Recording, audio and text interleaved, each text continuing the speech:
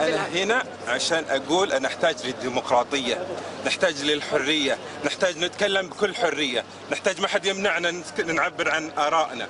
ليه الشرطة هذول كلهم هنا؟ ليه؟ عشان يمنعونا أن نوصل أصواتنا للناس؟ لا، بنوصل أصواتنا للجميع. الحكومة ما تملكنا، احنا أحرار، نبغى نعيش بحرية، احنا نبغى نعيش بحرية بس.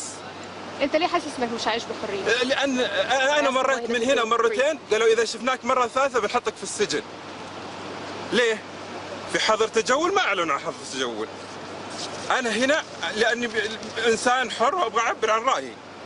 الحين انت شايف الشرطه هذول حولنا ليه؟ ليه هذول جايين؟ عشان يزينون المنطقه؟ عشان يعني يسوون المنطقه يعني افضل من ما هي عليه؟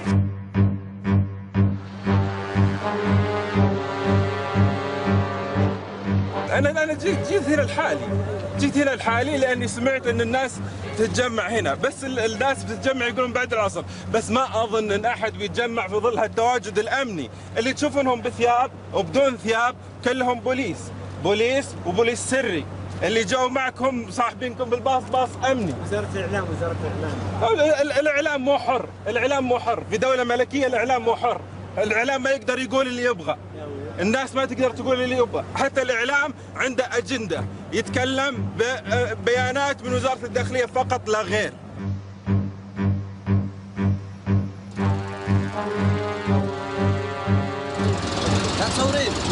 ما يتوقعون ان احد يوقف ويتكلم مع الاعلام، ما يتوقعون احد يملك الجرأة في السعودية انه يتكلم مع الاعلام لانه بيروح للسجن. انا ابغى اروح للسجن، الشعب يريد دخول السجون، الشعب يريد دخول السجون، الشعب يريد دخول السجون، الشعب يريد دخول السجون. انا خفت وانكتمت الين انفجرت. خلاص انتهى، وش اخاف منه؟ اخاف من ايش بعد؟ حرية ما في حرية، كرامة ما في كرامة، عدالة ما في عدالة. بس يقولوا الابواب مفتوحة. مش مفتوحة، والله يا اختي الابواب مش مفتوحة. واذا كان لك طلب ولا كان لك شيء انك تجي يوم السبت، يقولون ما حضر الامير اليوم، مو جالس، تعال يوم بعد 1000 سنة. أنا ابن البلد، أحتاج كل شيء يجيني بدون ما أتظلم. كل شيء تحتاجه لازم تدخل على الأمير، كل شيء تحتاجه لازم تجيب واسطة، أي شيء تبيه لازم تجيب. أنا عندي ولد توحدي، ما فيه ولا شيء، الدولة ما تقدم له ولا شيء. تعبنا، ما في مدارس ولا في أي شيء، العالم كله أحرار إلا إحنا في البلد.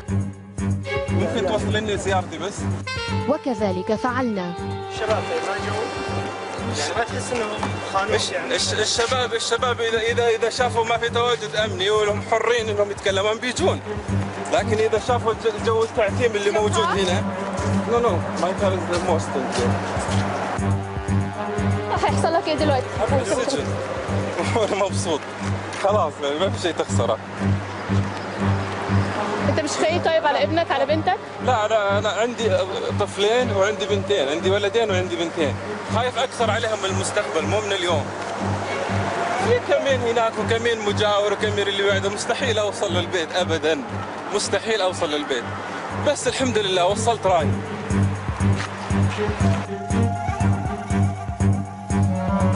يا امان الله.